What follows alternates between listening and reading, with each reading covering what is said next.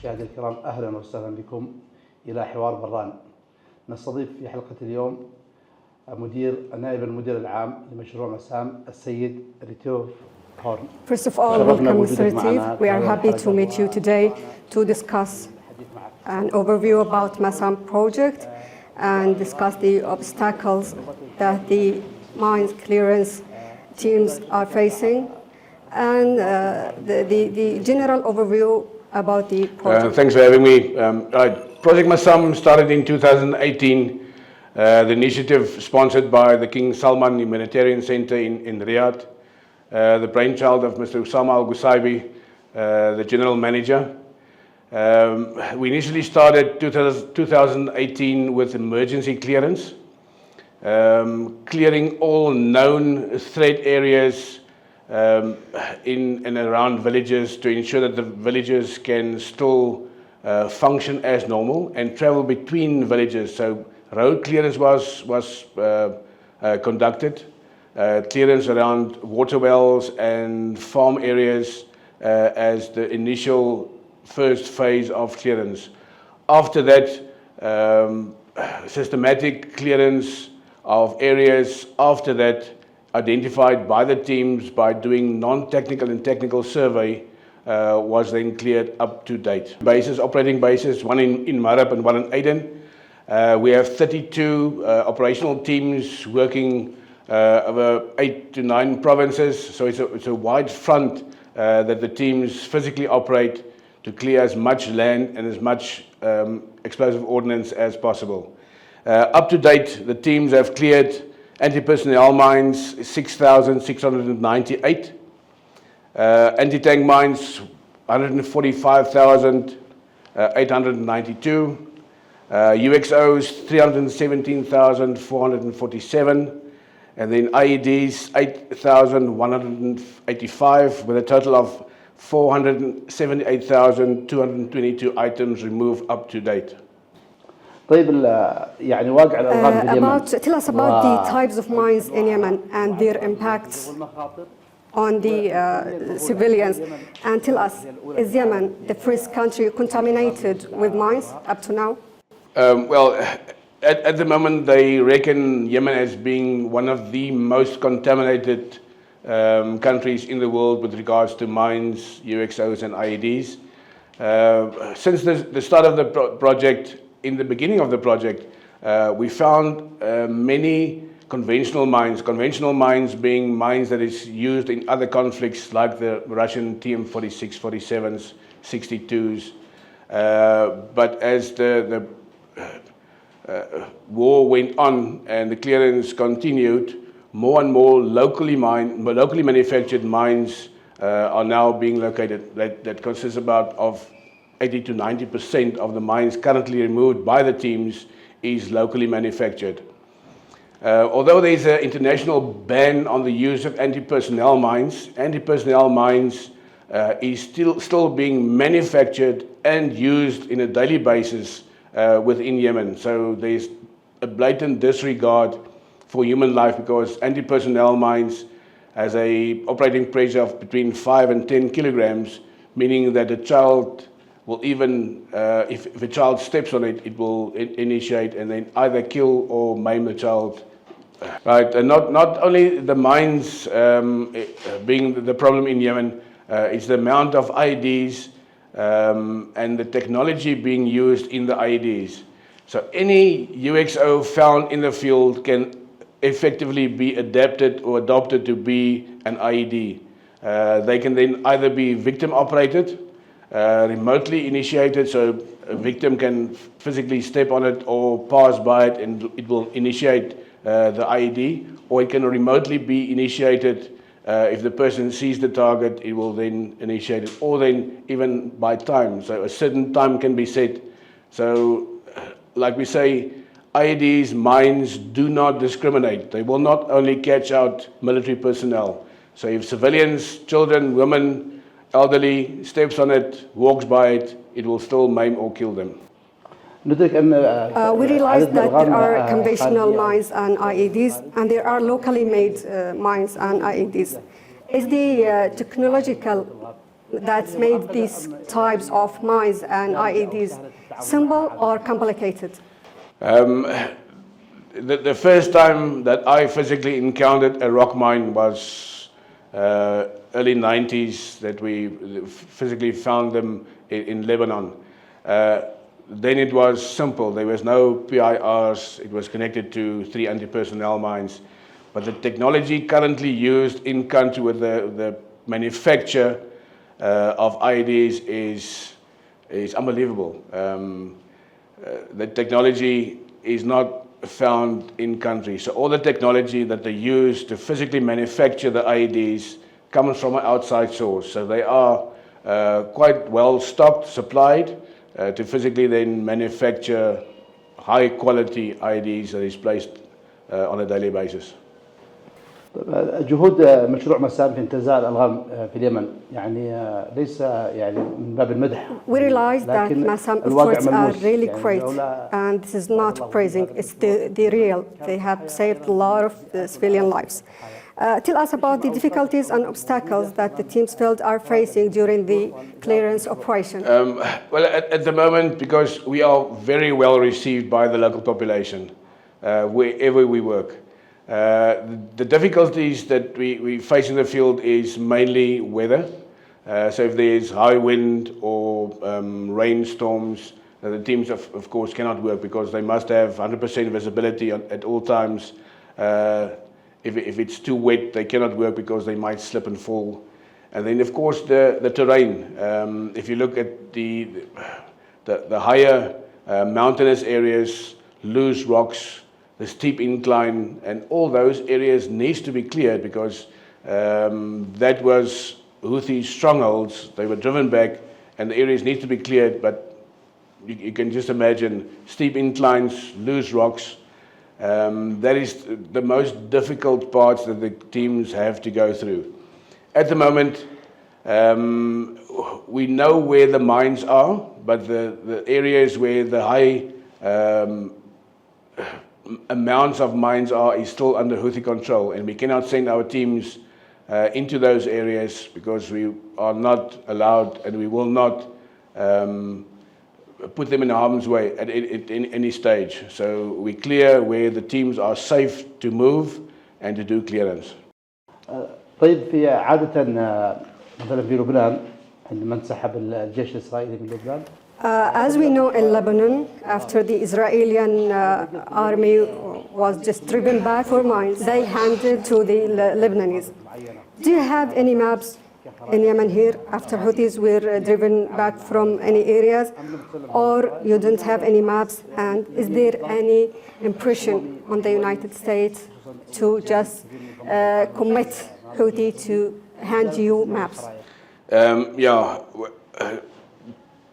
Conventional mine warfare dictates that you have to have proper marking. So any minefield should actually be marked, indicating that there is a minefield in that area. And it should be mapped. So if the area is taken over by other forces, those maps then can be used to physically find the mines. In all the areas that we've worked since the start of this project, we did not have any mapping, any marking of the minefields. So it's a clear violation of international laws. And I do not think that Masam will ever receive maps to indicate exactly where minefields are located. في 2021 كانت بعد نزع الألغام. After the 2021, after clearing Harib and Mareb and Bayhan in Shabwa, you were almost declared that they are totally cleared of mines. But then Houthis came back again and occupied these areas. And you said that you cleared again more mines than the previous one. How did Houthi planted all this huge amount of mines and IEDs in these areas? Prior to the offensive in 2021, 2022, large parts of Mareb, Shabwa was cleared, not totally cleared. Then the offensive came from the Houthi end, and we determined that after that offensive, there was 58 target areas that Masam has cleared in the past, that was then again taken over by the Houthi, and mines have again been laid in those areas. So once this war comes to an end or the Houthi is pushed back, all those areas will have to be re-cleared to confirm safe for the local population to return. عادة الألغام يعني تم زراعة في الحروب للقوى العسكرية. Usually we know that mining a land is just to hinder the military forces, but through just following the reality and also following Masam efforts, we know that they have targeted all the humans. Everything is moving on the land, even animals. What kind of mentalities they are doing like that? In conventional warfare, the set minefields has set patterns. So there's, for instance, 3 rows of mines, 1 meter apart, 1 kilometer long. Beginning of the 2021-2022, we have found many minefields that is minefield proper. So it's properly laid out, but again, no marking. But now we're finding that there's random mines placed in random areas. So it's not a minefield proper. We call that nuisance minefield. So they can place it anywhere. And the easiest way to place those are where they see that there's physical movement by either local population or the military personnel. The problem is, again, like I said, they do not discriminate between military and civilian personnel. And most of the cases that we find where accidents are reported is where civilians have been injured. Like you said, on higher ground, that's where the grass grows, so that is where the farmers will send the livestock. Anti-personnel mines normally is laid on high ground, and then either the sheep herder or then the livestock will step on mines. So they do not have any regard for human life. Doesn't matter military or then civilian life. منذ بدء مشروع مسام كما أعلن تم نزع أكثر من 400. As declared by Masam of clearing a total of 487 and clearing a distance of 63 million. As you know, Yemen has been contaminated with mines since the 60s up to now. But now it's a greater catastrophe. How much effort does it need to clear Yemen from these mines and IEDs? Well, yeah, when we started Project Masam, it was estimated that there's roughly about 2 million mines in Yemen.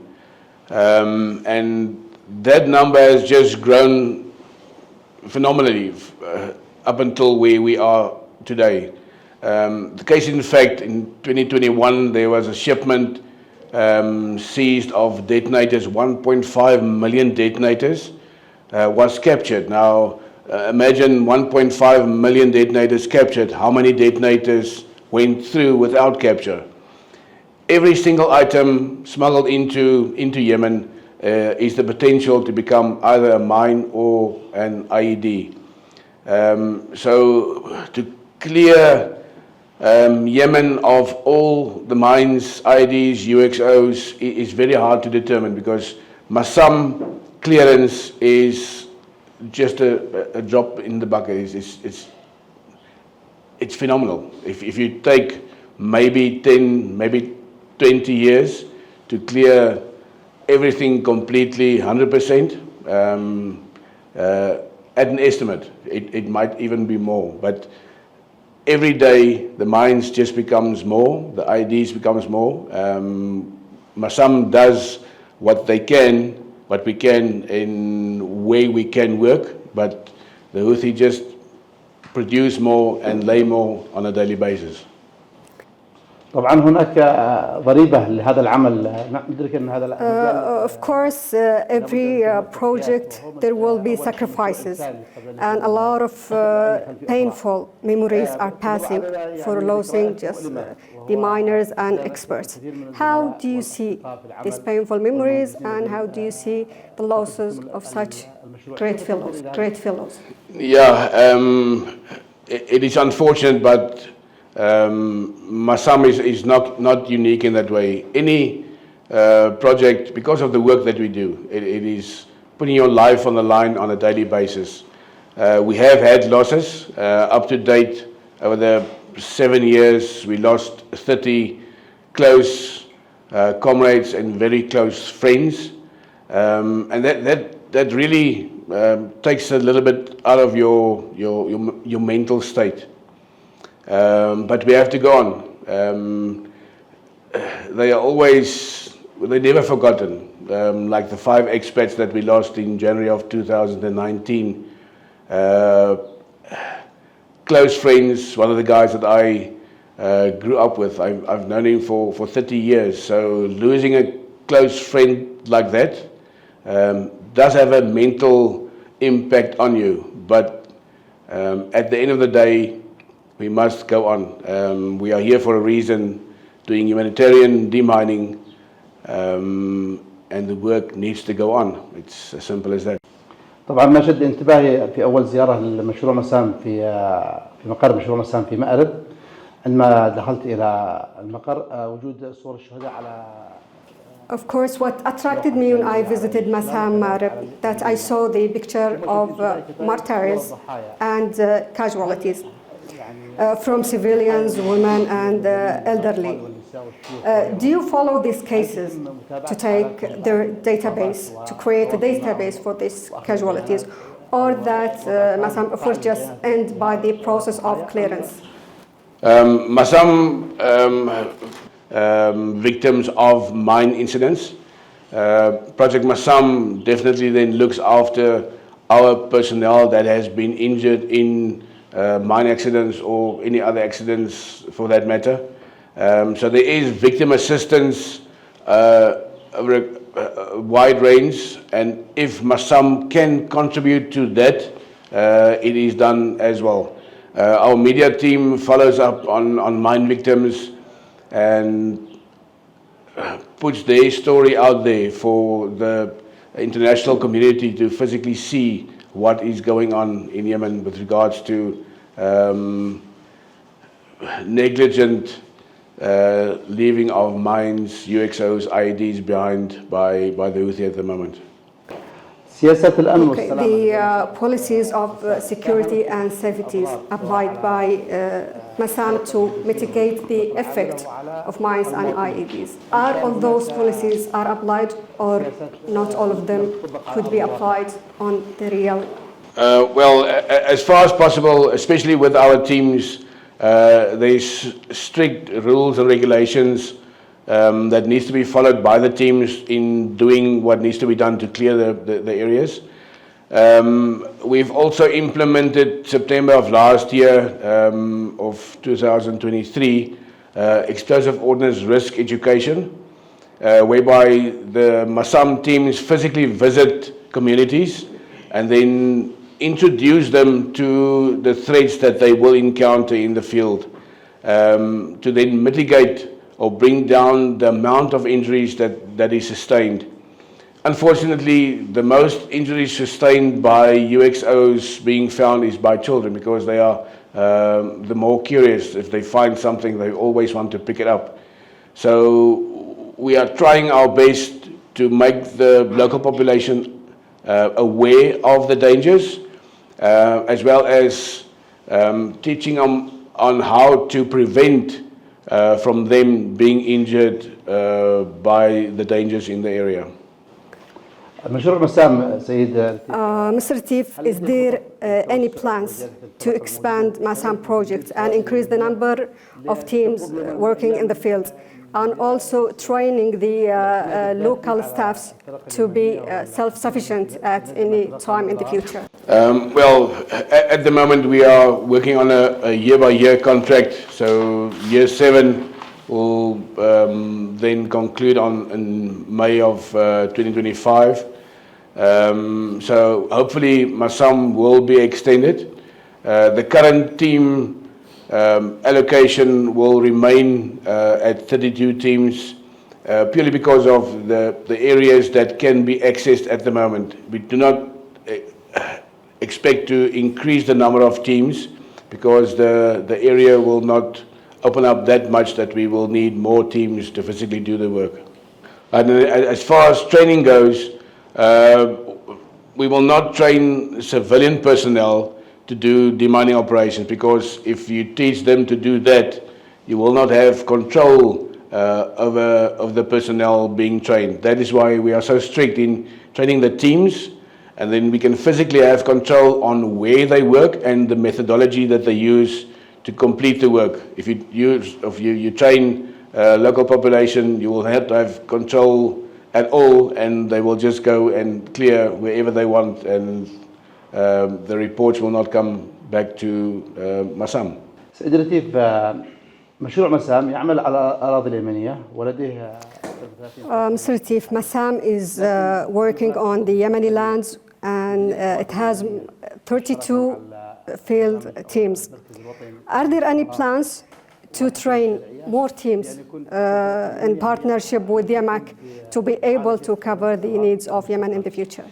Currently, the 32 teams that was originally trained will be the only teams trained for this function. The teams will periodically go through refresher training, but the 32 teams currently will be the only teams working for Masam, and then in collaboration with the Yemen. من يزرع الغام في Plants اليمن؟ mines in Yemen. Is it the Houthi only, or is there another party involved in this crime? Well, at the moment, the only information that we get is that the majority of the mines is laid by the Houthi, but I'm sure that it comes from both ends, because if the easiest way to defend a certain area is to put mines in place. But the areas that we're currently clearing is areas that was previously occupied by the Houthi. After they were driven back, the area was then liberated, and Masam comes in to clear those mines. So it clearly then shows that the Houthi planted those mines that Masam is clearing. طيب أمامي رقم مخيف يعني. Up to now, there is a statistics that about 43 schools have been contaminated with mines and IEDs. How can the field teams dealing with this problem, especially it is in schools and in civilian areas? Well, we've got photographic evidence of mines and then IEDs being placed in schools. Yet again, it goes to show that blatant disregard for basic necessities that is withheld from the local population. At least you will know that the area or the schools are contaminated, because the schools will not be used, because the locals do know. Some teams have been allocated to work in areas where water towers was mined or IED'd. Schools, at the one school there was 11 IEDs on one circuit placed under flooring throughout the school, IEDs placed in the walls. So it just goes to show they do not have any regard for the basics that the locals need. Children in their place of education cannot go there because the Houthi have mined or then put IEDs in place. في حديث المدير العام لمشروع مسام الأستاذ أسامة القصيبي تحدث يعني قال أن حان الوقت للدول الكبرى. In an interview for Mr. Osama, he said that it is time for the big countries and the international laws to say for Houthis to stop to plant mines and to stop the process of contaminating the Yemeni lands with this. Is there any response up to now? Well, I cannot respond to that, but The only way for the Houthi occupation to stop will be for the international community to know what is going on in Yemen, and then for some outside influence to get involved to physically stop the Houthi, because otherwise it will not stop. It's been going on since 2014 with no stop in sight. So outside forces, according to me, and I think Mr. Osama as well, will show that it needs to stop. Otherwise, the locals will just keep on getting injured, keep on dying because of the efforts that the Houthi has put in place.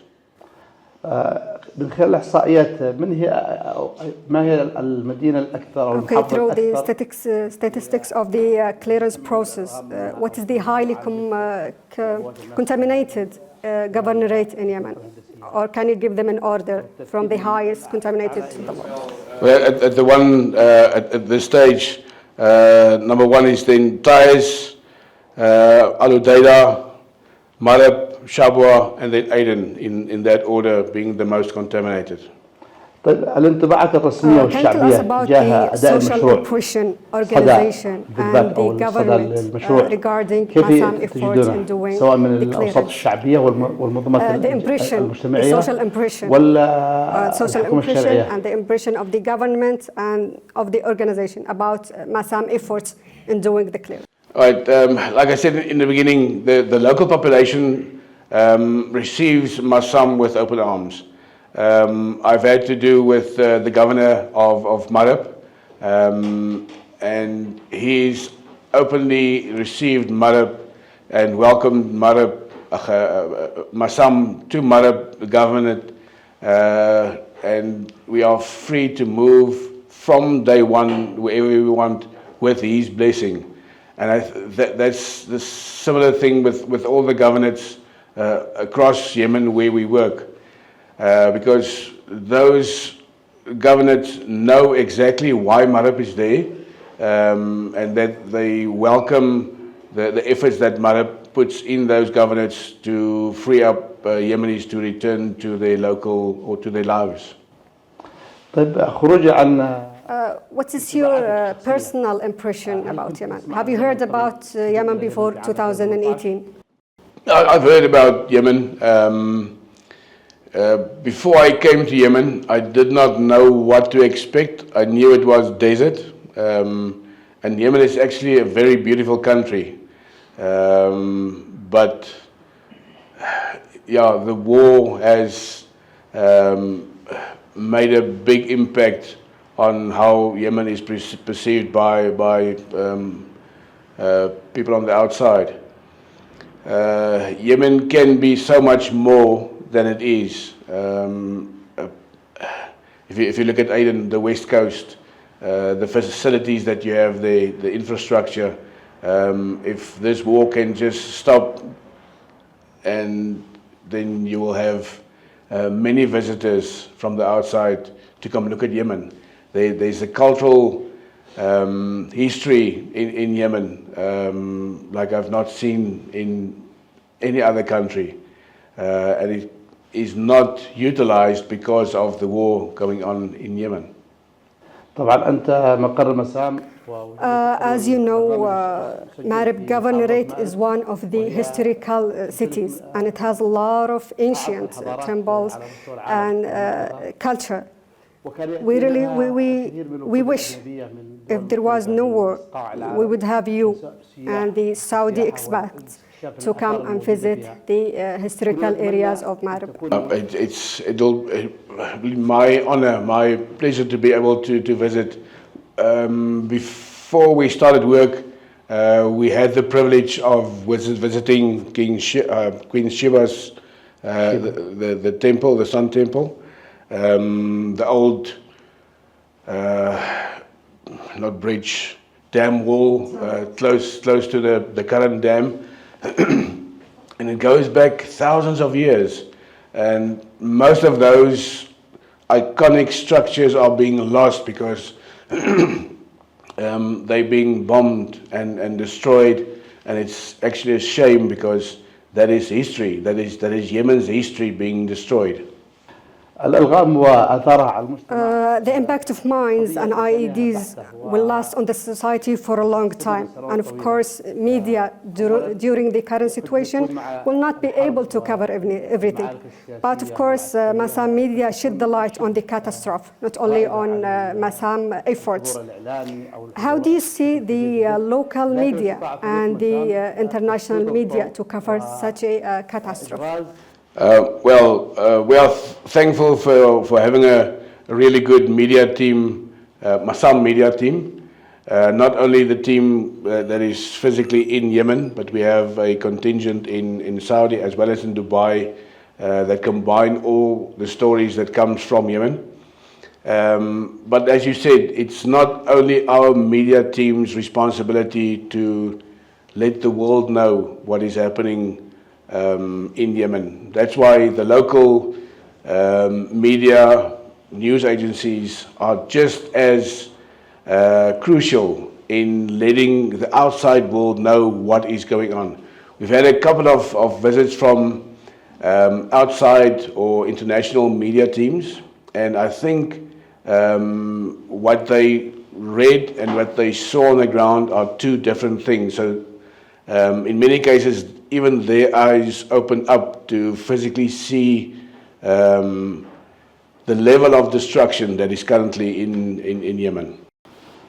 سيد رتيف، أولا سعدت بالحديث معك والحديث وتصيد جزء بسيط. Thank you, Mr. Retif, for having the opportunity and for your efforts and for shedding the light on such problem facing the problem in Yemen. Thank you again from me and from those who cannot physically see your efforts. It is a pleasure for not only for me but the whole Masam team to be able to do what we do. Like I always tell the guys, this is not a job, this is a calling. You're either born to do this work or you're not. We love what we do, and it makes it even better doing what we love and then helping the local Yemenis getting back to their normal lives. So for us to be here is a great honor to physically make a difference on a daily basis to the local Yemeni people. سيد رتيف، شكرا لك على هذه الفرصة. مشاهدينا الكرام، شاكر لكم على المتابعة وإلى لقاء آخر إن شاء الله، والسلام عليكم ورحمة الله.